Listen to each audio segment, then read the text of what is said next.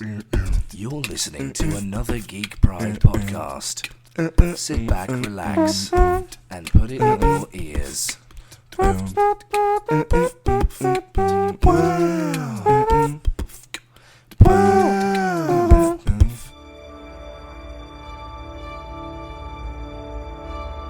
Coming to some ears near you.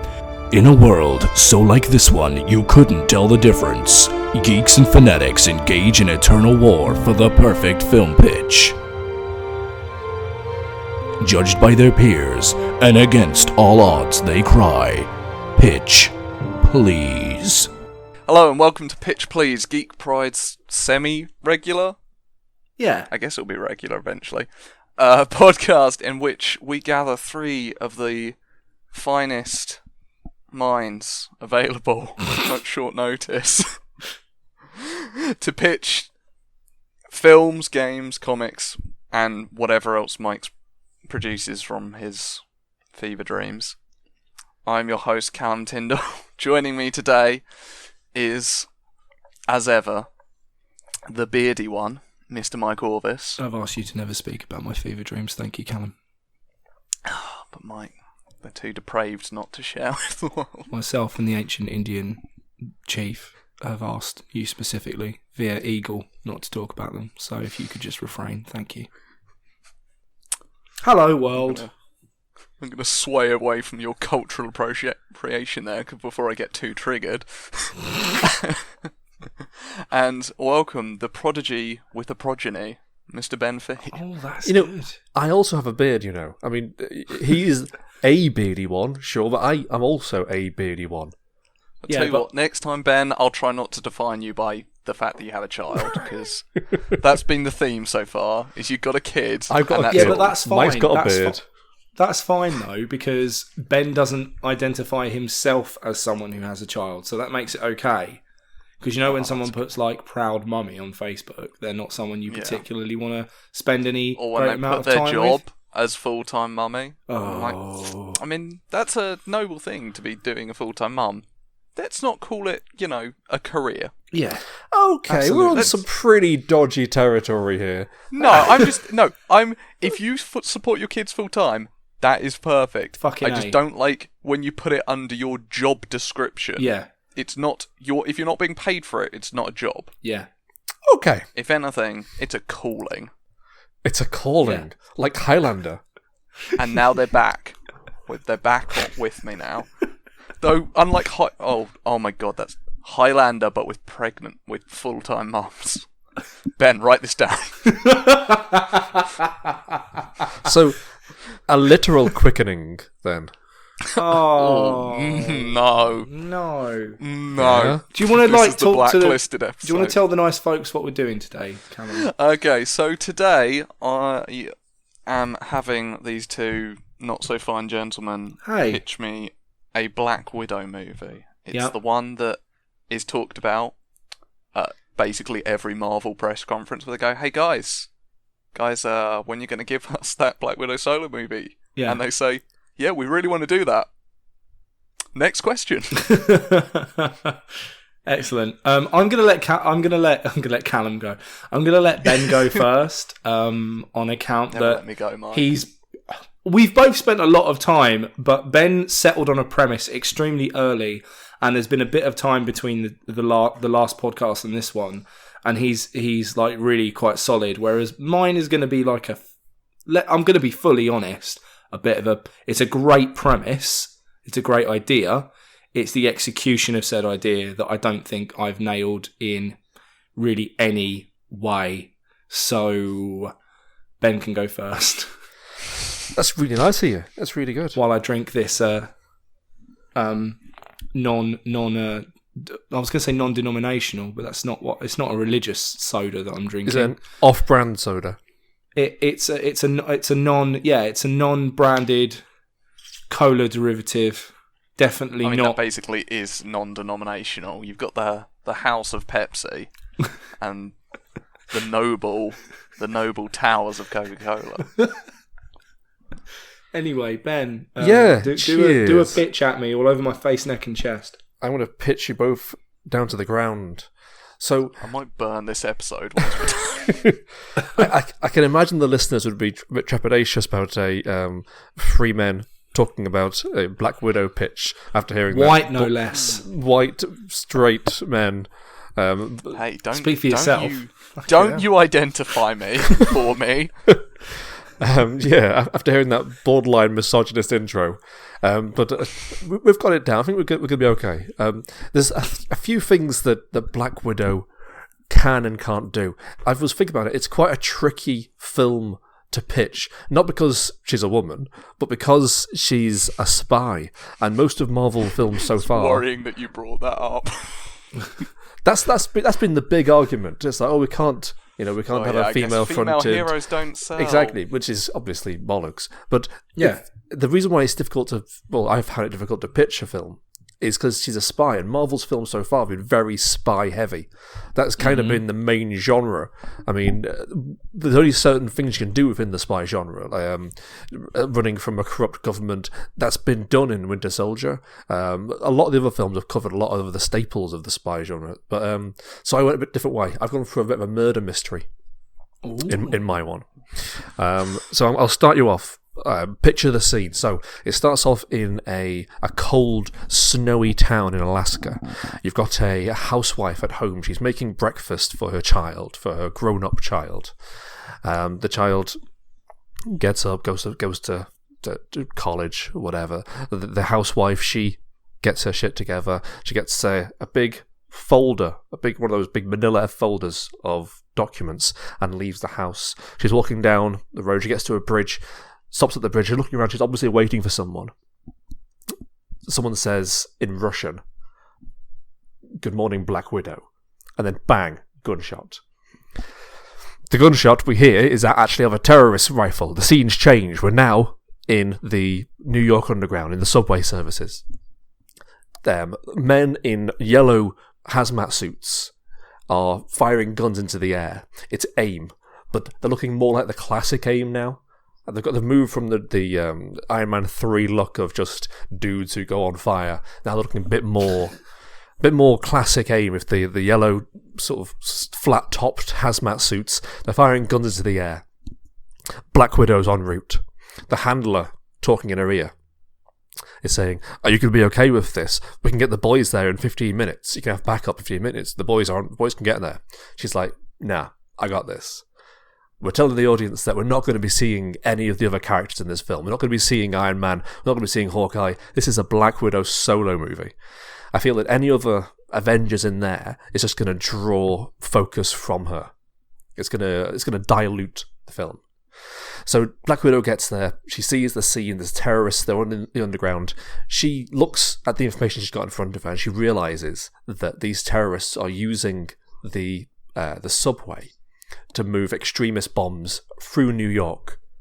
Extremist bombs that when they explode, they will turn people into bombs. So they'll start exploding. So it's like a cluster bomb almost, but people being the actual little bombs. So she finds out what's going on. She manages to terminate most of the trains, but there's one left. So we get our first action scene here with Black Widow running down to this train that's en route to insert a New York train station. Underground station here, 42nd Street station, and she gets to it. She fights the AIM guys on board. She stops the train. She crashes it into the side, defuses the bomb, pops out. The city's been saved again by Black Widow all by herself. She looks up at a cracked TV screen that's showing at the station where she's popped out. And there on the screen, it's talking about the death of this senator's wife. And we see a picture of the woman, of the woman from the bridge in the prologue. She's dead. On the screen it says, "Senator's wife found dead. Margaret Ryan dead." Black Widow looks at the screen and says, "Yelena." Titles. The title's going to be Bond style. You know, all 60s cool, long-limbed women, guns. Black Widow falling through a deck of cards into a martini glass, all that kind of good shit. Why would you have... Hang on, sorry to subvert you. Go for it. But Wouldn't a really fucking cool thing to do would be to completely subvert that? Don't have long-limbed women. Have, like, buff dudes. In little fucking... I'm not kidding. In little fucking Speedos and shit. And just have, like, throughout, just have her in the position of power. I'm sort of going a little bit into what my pitch is about, but I just think that would be way cooler. No.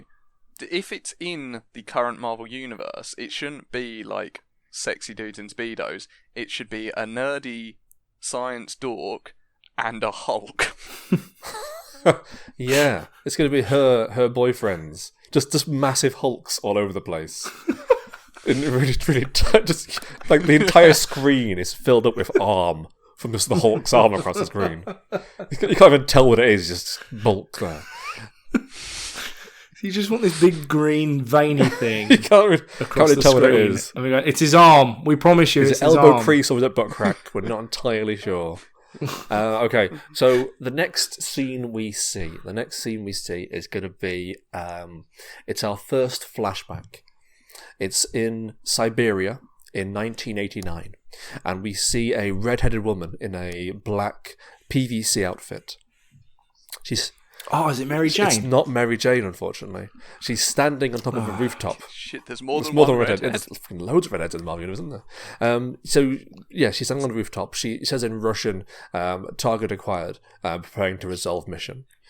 And then we shoot down to the bottom of the building, and there is a greasy, middle-aged man. He's just finalising an arms deal with some dodgy-looking fellows. He's about to go to his room in this building, which is a hotel block. And they say to him, we've left a little present in your room for you, a little goodwill gift. So he heads upstairs to his room. He opens his closet. We don't see what's inside the closet.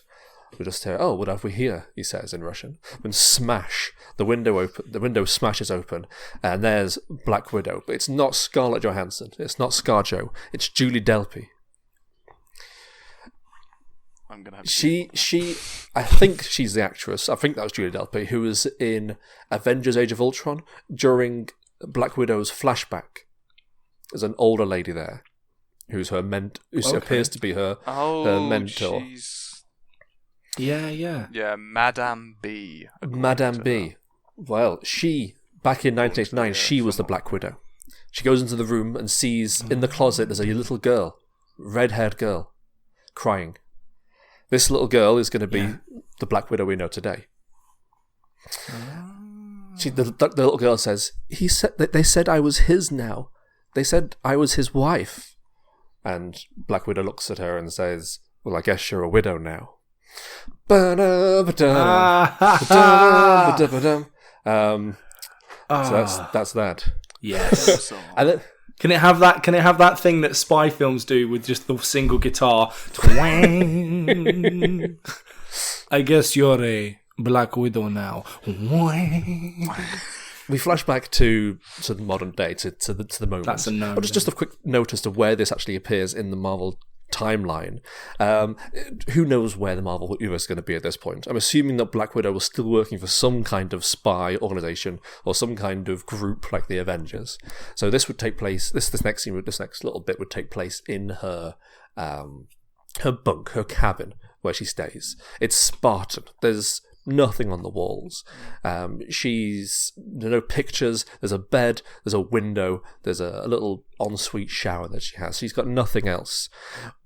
And she's in pain. She hurts. She sits down the bench. She's clearly in a lot of pain.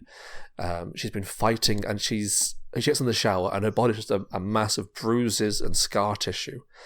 This is a woman who puts herself through hell every single day. And we, throughout this film, hopefully would realise that every single thing we've seen of Black Widow so far has been a facade.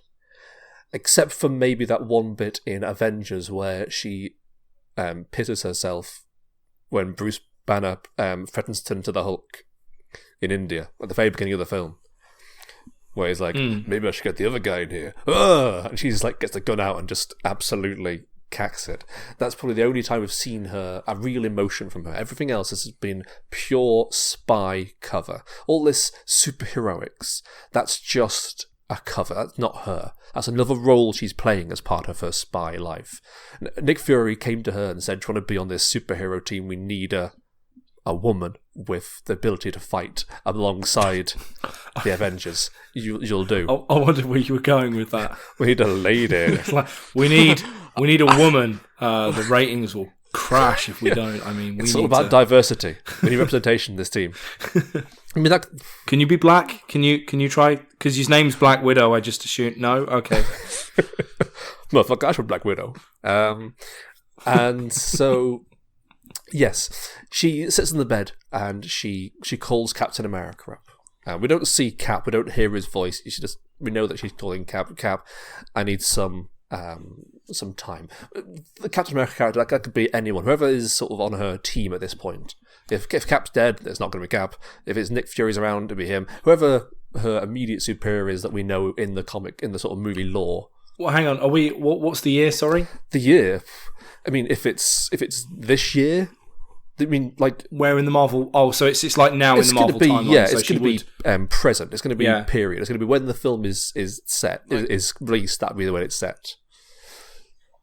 Cool. Phase 4, arguably. Okay, so it depends what the situation is around the Marvel Universe, who she reports to. But essentially, she'll be working for this spy group, and she'll report to her superior, so I need some time off. She gets on a train. She goes to Alaska. She heads up there. Train's probably more cinematic than a plane. She gets on a train, goes to Alaska. We see her sitting in the train, and we get another flashback. The flashback is her being taught by this Julie Delpy character, this ex-Black Widow, to be a ballerina. She's there on a stage doing her moves, her positions as a ballerina, and Julie Delpy's there saying again. And then when she's finished her positions, Julie Delpy says, now. And then Black Widow pulls out 2 knives and throws them at a dummy sitting in a seat in the audience. As far as we're concerned, she was perfect. Her moves were incredible. So graceful, accuracy, it was excellent. Julie Delpy's not happy. Your jetonnet was sloppy. Your pirouette was weak. If you don't get better by next time, I'll kill you myself. She's harsh. But you can tell that there is some warmth there. There is some affection. There's a bond there. We get to Alaska. Alaska is the Alaskan town we see. It's weird. It's Fargo-esque. It's Twin Peaksy. The people here are strange. She goes to the house. She starts her investigations into the death of Yelena, of her mentor. This woman who turned her from a weak, defenseless little girl into the Black Widow we see today. She investigates. She finds out that the killer was interrupted after the shooting and ran away. The witness who interrupted the killing said that she was killed with a bunch of documents around her. But when Black Widow goes to the police station, the police officer there says, with no knowledge of any documents that were there with her, just the body. We don't know what you're talking about. She sees people stare at her. It's a strange town. People stare at her, not in the way that people stare at newcomers. They gather in circles and stare silently at her as she walks down the road. The only person who's... Do they know she's Black Widow, sorry? Do they recognise her from the whole It's possible, but she's not advertising that fact. She's not there in her black PVC. Yeah. She's in normal clothes. We will... After the first scene against AIM and the terrorists, we will not again see her in that black PVC. That's not part of it. This Black Widow is going to be a human being, human emotions. She just wears normal clothes. Her hair's just up under a hat. She's wearing a normal outfit. The only person who seems remotely normal in this town is Lena's daughter. The daughter we saw at the very beginning of the film, the child of the lady who was killed, and Natasha Romanoff feels a kinship with her. This girl whose mother was very much like a mother to her. This girl she reminds her of herself, how she was before she became Black Widow, before she was trained to be a weapon. This girl has that kind of freedom that she lost quite early on. So she gets to like this girl. They go for food. The girl starts to help her investigate her mother's death. When the girl realizes why Black Widow's there, she wants to help her. She wants to help her to find out who killed her mum. We investigate weird things happen. Black Widow notices a man following her. She gets a drop on him. Turns out it's Wolf Spider. Wolf Spider is the male version of Black Widow. He was the male counterpart of the Black Widow project.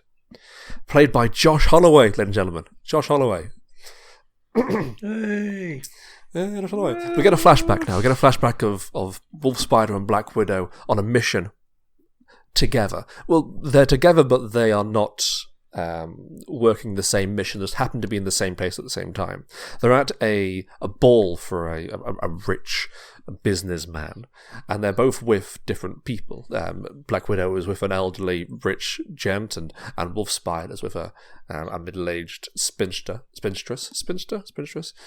And they're dancing around. They realise that they're both in the same place. What are you doing here? Well, I'm here to kill this lady. You can't. If you kill her, I won't be able to kill this guy. It'll seem too suspicious.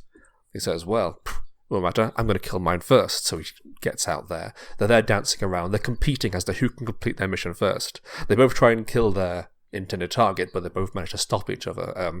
Natasha will toss a fork at a poisoned needle that the Wolf Spider pulls out of his codpiece, that kind of thing. Eventually, I don't know. Eventually, Black Widow manages to kill her target, and everyone starts screaming, and he scowls and walks away. So we see that these two worked together before. There is some past relationship here. Have you seen John Wick 2? Oh no, I've seen John Wick 1. Oh, John Wick 2 Okay, is such have a you seen good it, fucking Mike? film. Right. You know that whole scene with like the silencer shooting? Oh, yeah. That's what this shit... Basically, Ben, there's a whole bit where John Wick and Common are walking in public. I think it's in New York or something. And the whole time they're having they're a in a subway. shootout with silenced weapons. That And, like, sounds very, It's so It should good. be like that. Like, no one around them is really aware. Exactly. Yeah, no one knows what's going on here. So there's another action scene we've got in there, because we've had a bit of time with no action scenes going on. So another action scene there in the flashback. Wolf Spider managed to evade her, but she goes to where he's staying at night, and she confronts him. You killed her. You killed Yelena. And he's like, what are you talking about? It was like they fight first, obviously. They have a punch shop in this motel room, going through walls and smashing things up and falling into the pool, that kind of shit. And you know, what you killed her. Why did you kill her? I didn't kill her, says Wolf Spider. I was there to meet her. I was her contact. She had found something out, and she had contacted the Russian government to give them the information she discovered. She never turned up, though. I never saw her. At this point, the police arrive. The local small-town police. The big fat sheriff. Now, what's going on here? I'm not sure why he's got a Texas accent if he's in Alaska. There's a whole backstory there that he moved to Alaska after leaving Texas because he got a drug problem.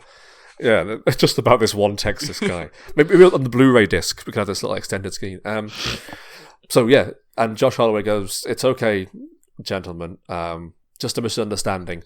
The police open fire. They kill him. They bang, bang, bang, bang, bang. They shoot him. "What the fuck?" says Black Widow. She mouths it to the camera. "What the fuck?" She runs. This is crazy. This is crazy town. These policemen have just gunned down a man in cold blood. There's no reason for this. This is insane. She runs. She doesn't want to get involved in a fight with armed policemen, especially when she's soaking wet and she's unarmed herself. She leaves. She finds herself back at Yelena's house. The daughter's there. She doesn't go out. The daughter's there. The daughter gets her cup of tea. Black Widow finds under Yelena's bed. She finds more documentation. Some of these folders. Before she goes out to read them, the daughter says, "There was a place my mother used to go to, this old log mill. She spent a lot of time there. I think maybe there might be some leads there that might tell us who killed her and why she was killed." So Black Widow goes with the daughter to the log mill. When she gets there, though, the whole town is there. The whole town's there. They've got pitchforks, they've got torches, they've got guns. The daughter and Black Widow are trapped in this log mill. Black Widow she gives the daughter a gun. Says, "You know how to use this. Stand up, look out the window." The daughter shoots Black Widow. Bang. in the head. What? We see Black Widow get thrown into the river, into the iced over lake next to the bridge where the mother was shot. Thrown into the water, left for dead. She floats to the bottom. At the bottom, we see bodies. We see bodies of the daughter. We see bodies of all the townspeople she's seen in this town so far. Everyone she's come across and interacted with, they're all at the bottom of this lake. Dead. Long dead. Black Widow drops down to join them. Close their eyes. Opens them again. Says, fuck this. Swims back to the top of the frozen lake. Climbs her ass out of there. Walks back into town. And starts killing people. And this is going to be our pretty much the third act's going to be just one big fucking rampage. Black Widow rampages through this town, just killing every fool she comes across. She takes out a couple of policemen unarmed in the car. She pulls a shotgun out from the police car, starts taking out some more people. As she goes through, she finds herself more and more armed with strange and outlandish items. It escalates and it escalates. There's fires, explosions going on. She fucking drives a petrol tank into the police station. She full on Rambos this town. She gets to the daughter. The daughter shapeshifts into Black Widow. Says there's no way you could have survived that. There's no way a human could have survived that cold. And Black Widow says, I'm from Siberia, darling. I am the cold. And they fight. Black Widow versus Black Widow. And eventually, the real Natasha Romanoff wins. She walks out of the town, leaves the town on fire, full of dead. These dead bodies. And we see, in her hand, she's holding the document that she found under Yelena's bed. And as she looks over the town on fire, we see one word on the document. That word is Skrull. What the shit. fuck? I did not see that one coming. Credits. No one does. Post-credit scene. The senator, the husband of the one who was killed, in Washington, getting a phone call. She killed them all. Huh. She's more formidable than we imagined. Tell the Queen. It's time to start phase 2. End credits. Oh, boy. That's my jam.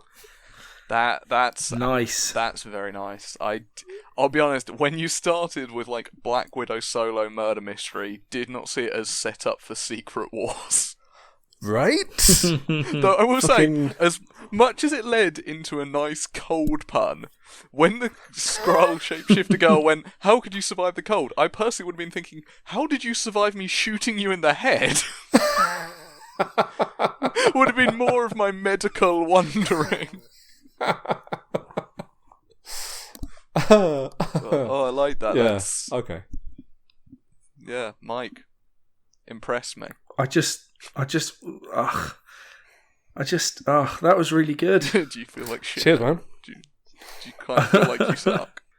Don't want to be putting ideas in your head, Mike. Hang on a minute. I'm literally writing the end of a thing. I swear to God, Mike. Okay. You now end up with a setup for Secret Wars as well. Cold open, scrolls everywhere. No, okay. So, like I said, this is going to be more of a. Those of you that have seen my pitches before know there's normally, like Ben's one. You know, there's normally bits of dialogue, and there's like a whole thing. I take you through the 3-act structure. It's like a whole the Dan Harmon story circle. Like I do all of that shit. I have deliberated about what to do with a Black Widow film since we last spoke.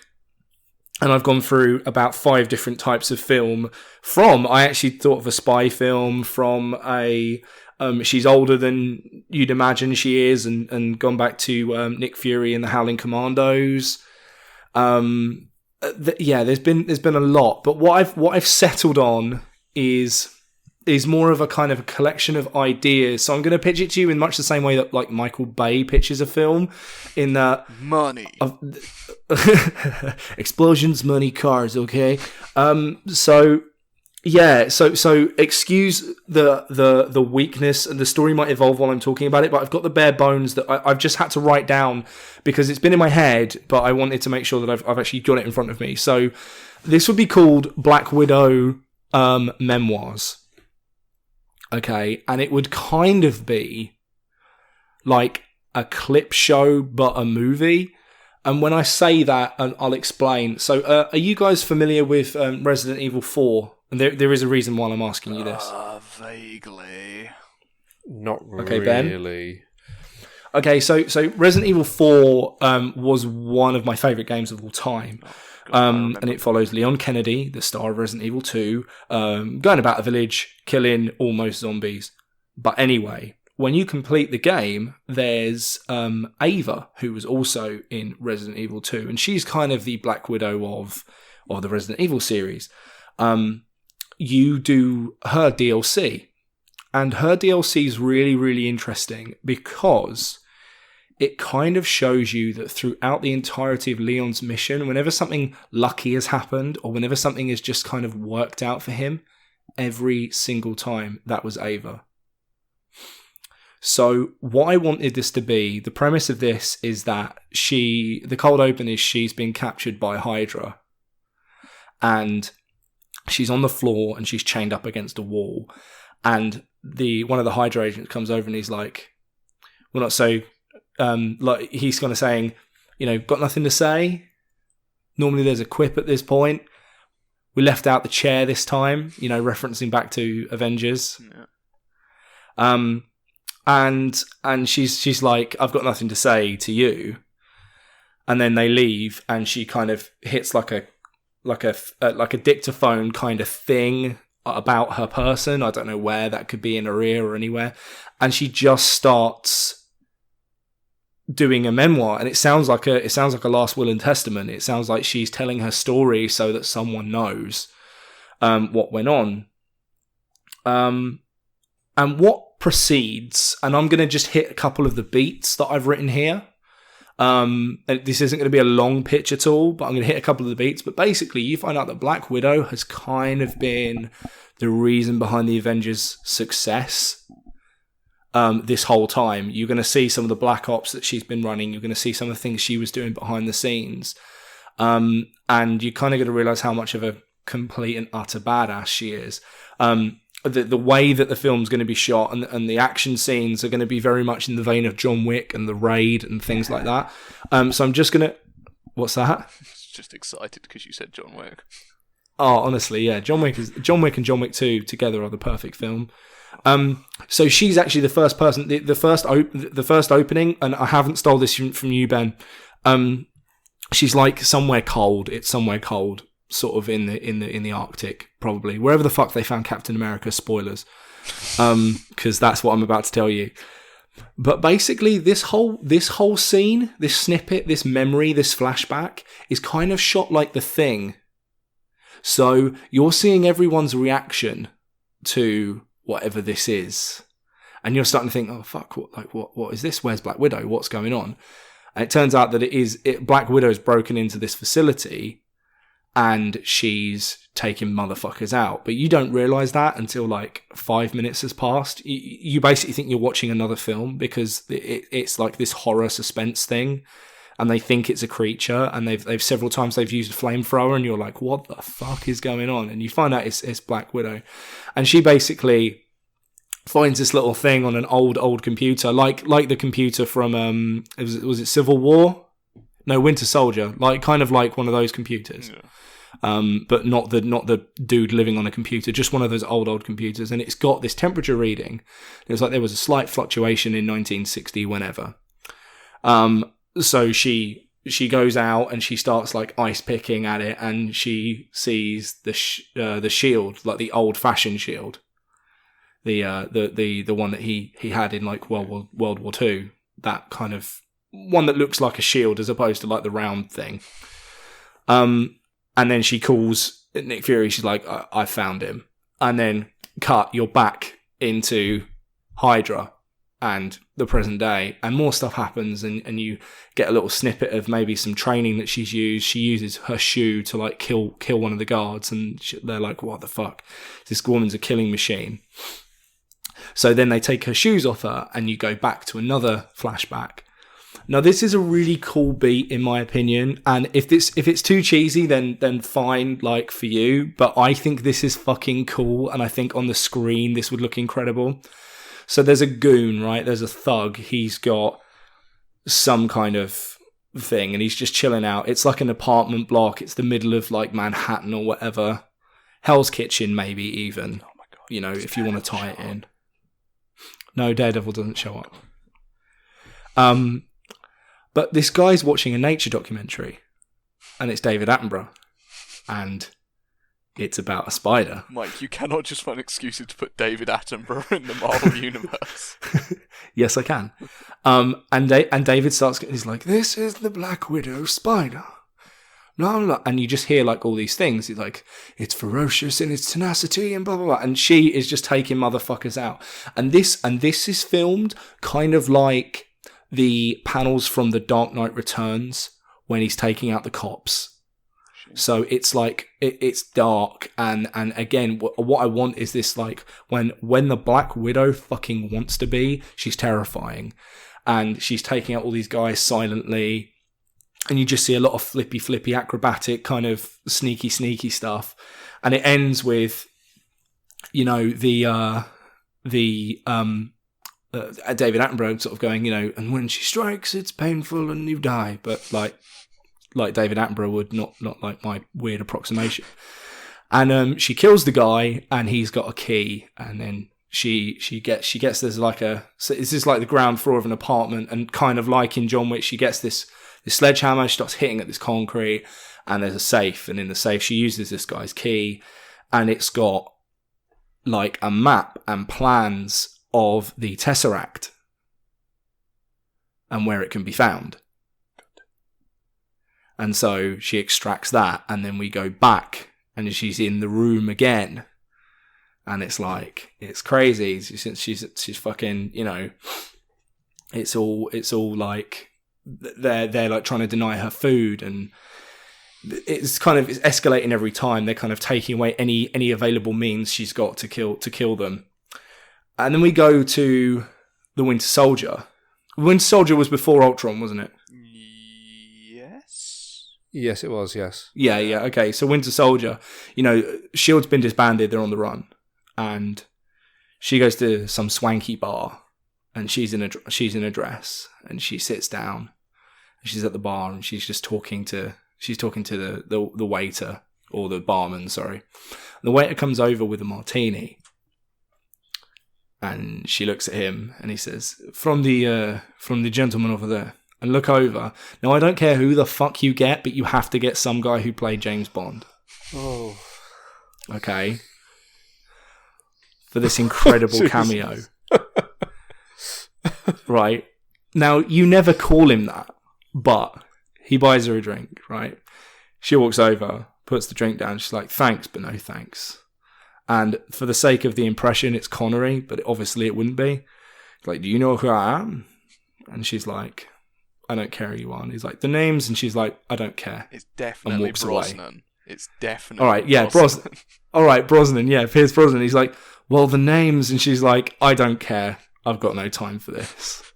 Please listen to me, miss. Nobody turns me down. I have 12 STDs. And so she walks back up to the bar. There's more of a conversation. She asks about something very specific.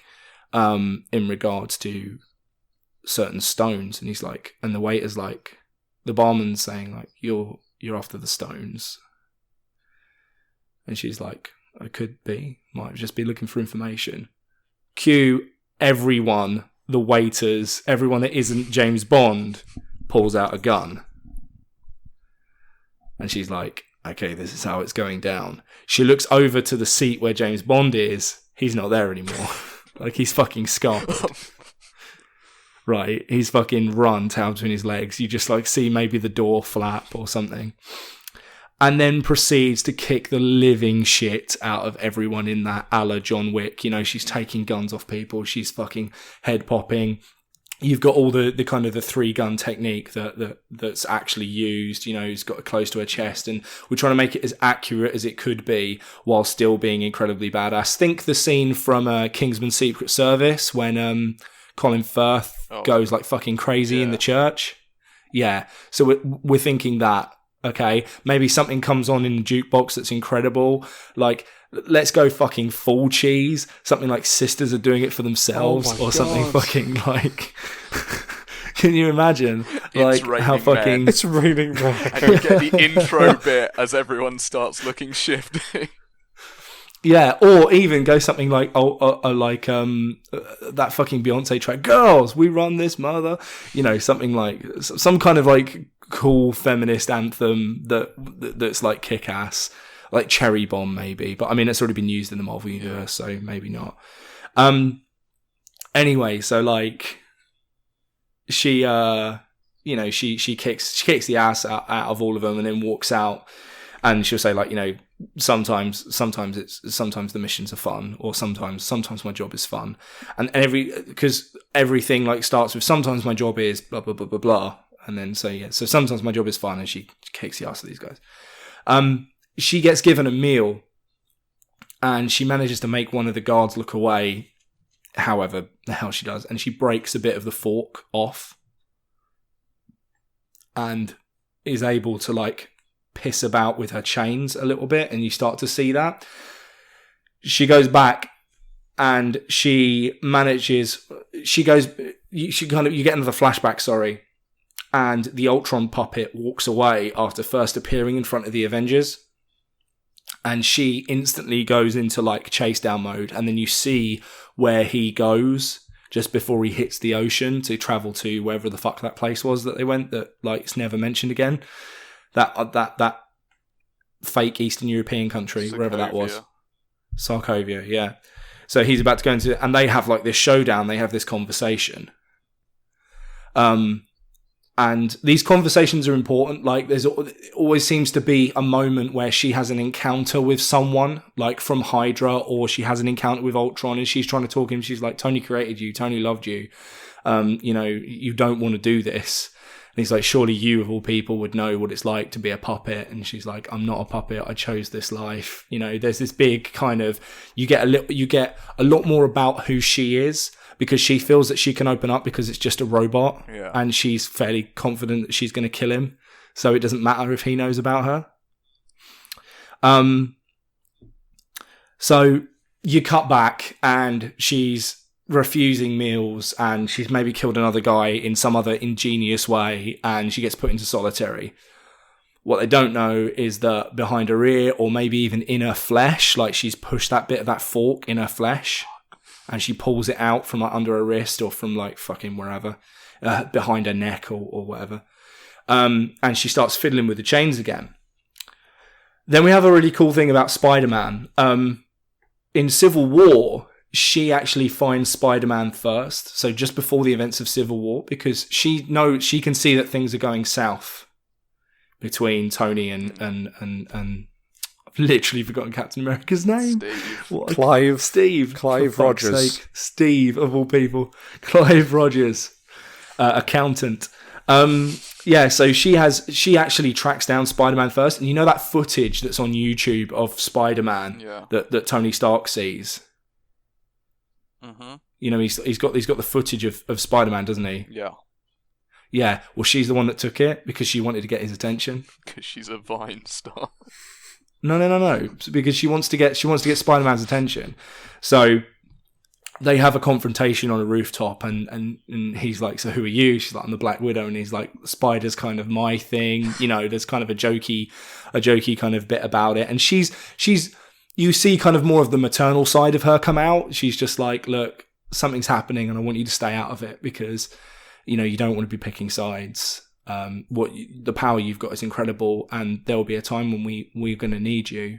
But now is not that time. You know, you've got to cover yourself better. And he's like, what do you mean? She was like, who do you think made this video? And he's like, that was you? And she's like, yeah, it's me. You dickhead. Anyway. we're now in like the third act of the film. Like we're getting really close to the end. A lot of these conversations with like Ultron and Spider-Man and one of the Hydra agents, like we don't really catch the end of them because we keep cutting back to her in Hydra. She's wiggling free the chains. And long story short, there's then an incredible scene, like in Daredevil season 2, where she fights with these chains on, just kicking 7 shades of shit out of every Hydra agent that's holding her. You literally follow her.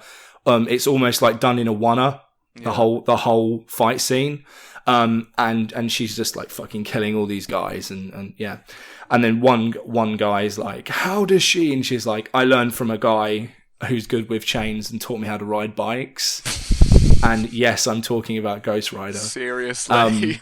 Yeah, you're fucking damn right. Yeah. Let's legitimize fucking Ghost Rider. I am because glad Ghost Rider's that you followed up the with the and riding bikes bit, because otherwise that's like a weird insight into her personal life to give at that time. No, you know, a guy taught me how to a few years ago. A guy taught me how to ride bikes. He's also good with chains or something along those lines. You know, bit more quippy, and I'd have spent more time writing it. But anyway, so she's traveling back via the motorbike, and she's talking about, you know, sometimes it takes violence, sometimes it takes a single shot to change the world, maybe even cut to fucking JFK or some, like, you know, that kind of bullshit. Sometimes it takes superpowers. Sometimes you just need a good talking to. And then you cut back to those conversations that she's had with Spider-Man and the Hydra agent and Ultron. And it's like, and if you tell anyone about this, I'll break you. I'll choke you on that string of yours. I'll tell everyone about that noise you make when you... And then Tony Stark's like, whoa. Okay. Let's call it red. We don't need to have this conversation. I won't make a sentient AI. She's like, good. And then walks away. And like that hasn't been flashed back to before, because you think she's talking to the Hydra agent. Yeah. And then she kind of walks away, all like classy like, and then you just see her kind of veer off into the distance.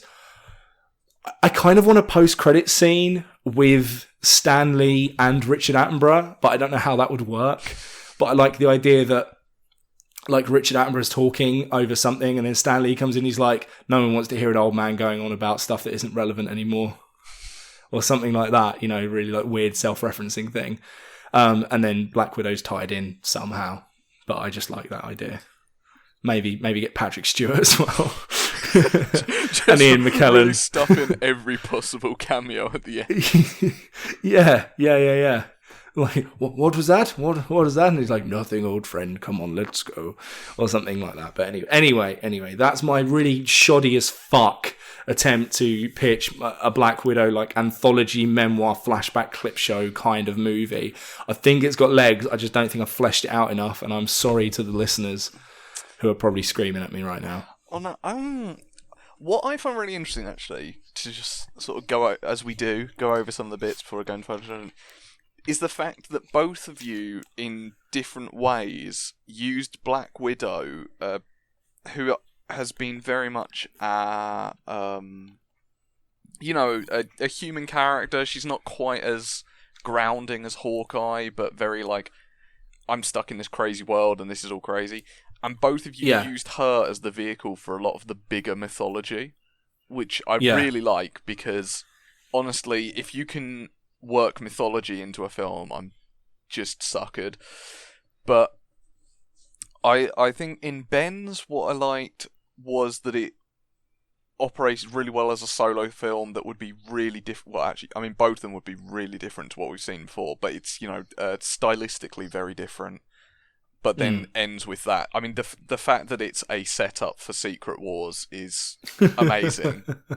I have no idea how you would fucking do Secret Wars in an actual film, because that's like the most insane storyline to pull off of going like, So, guys, what we've actually been building this up to is the fact that everyone's fucking Skrulls. Yeah. But either way, amazing. Luckily, tease. that's not the pitch we're doing tonight. Yeah. Yeah, Ben, now convince me how you actually do a Secret Wars film. 5 minutes, go. What I really liked about yours, Mike, was the fact that, again, very different take on things, and again, that idea of her as a vehicle for something much larger than you would typically throw her into. Because, I mean, Age of Ultron, people take different sides on it. I will always love that film for one scene alone, and that is the scene where Hawkeye has his conversation with Scarlet Witch. Yeah. And it's that in the middle of all of this girl, who is the most powerful Avenger, has to have a dude with a bow and arrow go like, if you stay here, that's fine. And go like, I'm just a dude, but because I'm willing to do something, that puts me like in the position of power in this scenario. And that's the great thing about Black Widow is it's not the fact that she's a spy. It's not that, you know, she's gone through the weird Black Widow program. It's that she's essentially willing to do this. She is willing to go out and throw herself against people who may as well be gods to her. Yeah. And I like that you're seeing the fact that yours shows off that to the fullest extent of like everything that has happened, which we know has happened, but you didn't necessarily see the minutiae of, is actually the force of this one woman going like, I'm going to get this done, you know, I'm going to make sure... She fucking is S.H.I.E.L.D., that's the point, you know what I mean? She, like, yours is very much that, going like, oh, you sort of know Black Widow is the right hand of S.H.I.E.L.D., but you don't necessarily see it for the most part in the other films. You know, you see her... You know, you get bits and pieces. Her going to get Hulk is possibly the closest example. Yeah. But this film like really shows off that whole like the Force getting shit done in Sorry. her. No. Yeah. What I'd really like is if the Tower of Babel storyline never existed in DC continuity. Yeah. I think that Black Widow or you know, or Nick Fury having a dossier on the Avengers and then the Avengers getting taken down because of that dossier would have been a really interesting premise, but obviously it's been done, so you can't. Like, even if it would be really cool, that storyline can never be told without going, well, it's kind of just a Tower of Babel rip-off. Yeah. But, I mean, yours also actually, the only other thing about it, kind of gave me a bit of a Marvels feel. And I can't remember what the DC one was. But in that sort of idea of slightly outside of the big superheroes, but seeing all the events from that sort of, well, here's how it actually goes in, here's what goes into the hot dog, as it were. In terms of who has the winning pitch, it's tricky, because as a single film, I think Ben's is actually stronger. It's a more cohesive film project. Absolutely, he spent more time on it. I think you say that, but you said earlier I'd started off with a pitch, pretty much built it from day one. My first pitch was set at the 1988 Atlanta Olympics, with Natasha Romanoff sent over to turn a young archer named Hawkeye onto the Russian side. It was shocking. It had a Chumbawamba theme tune at one point. Amazing. That's where I was going with that one. When you I was like, this is amazing. And then Chumbawamba plays, and I was like, you know what, Ben? You've gone too far. Pull it back. Dark path. Let's start again. Scrap it and start again. I would say, for that reason, Ben, I am giving the win. Oh, however, fantastic. I would say this is one of the hardest ones to pick for me, because as ideas, I absolutely adore both of them. And I think, I don't know if film's actually necessarily the easiest way to do yours, Mike. Whether it might, like, honestly, that's something I could see as a mini series. Yeah. When I was hearing Mike's pitch, I was picturing a comic book. Well, it reminded me of Warren Ellis's work on. Yeah, I mean that's kind of my problem. You know, when we work with comic properties, it's very easy to write comic. In comic, you know, if we're being honest, that's kind of what happened with my Turtles pitch. It could very easily be a comic. I think I even said that in the thing. that it had started out as a comic idea. It's like if we ever have to pitch a Batman film, I'm just going to pitch my War of the Clowns story. Because that's been sitting in your brain happy forever. happy to give it to Ben. His was a lot more thought out. Although an 80s kind of inspired would have definitely captured the zeitgeist of 2016, 2017. Yeah. So it would have been really interesting to see what we definitely would have had Samurai Jackson. Yes, Samuel L. Jackson in an afro. Yes, and a mustache. Well, can you see where my brain went with that now? If you know anime, you know that Samuel L. Jackson voiced Afro Samurai. So literally, my brain went Afro Samuel Jackson, Samurai Jackson. Samurai Jackson. Love it. What I like about that as well is that it sort of continues while doing a different thing. It continues the feel that they sort of set up with Winter Soldier of what the world of S.H.I.E.L.D. actually sort of is. Yeah, absolutely. This is a bit more Cold War thrillery. It's a bit more like the mud and blood of what being a spy is, and sort of bringing it down. And that film was about showing Captain America what being a S.H.I.E.L.D. actually means, whereas this is then going like, so imagine this isn't just him getting a snapshot. This is the actual work of a S.H.I.E.L.D. agent. Absolutely. Cool. Okay. Well, I'm gonna roll the old dice and see what we come up with next week. You can hear the dice. Hear it against the... Yeah, lovely. There it is. Okay, then. Let's give this a roll. Oh, okay. Let me have a look at the list. Oh, gentlemen.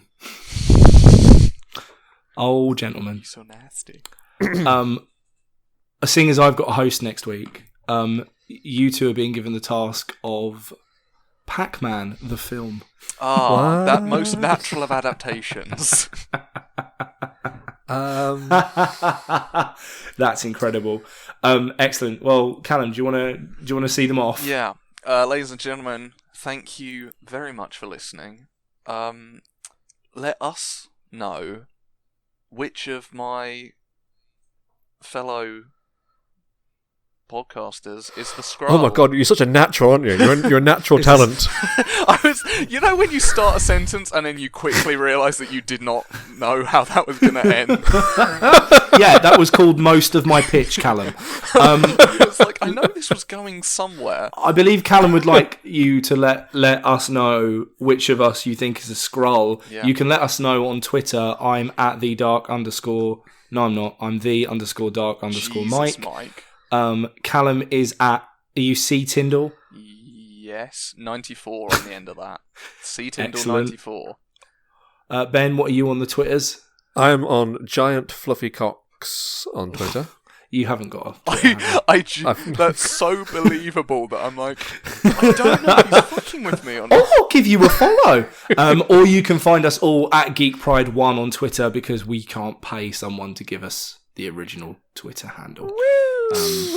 Cool. Pac-Man next week. I'm taking over now, Callum, because fuck you. Yeah. Pac-Man's next week. Do we have like a sign-off? I feel like a couple of weeks ago we did a sign-off. Do you have a catchphrase? Yeah, there was like a catchphrase. Pitch it right at you. Don't stop the pitching. Oh God. Cool. No Well, yeah. Thanks for listening to Pitch Please. This podcast is for you. We'll see you later. Pitch See you next week. Bye. Bye.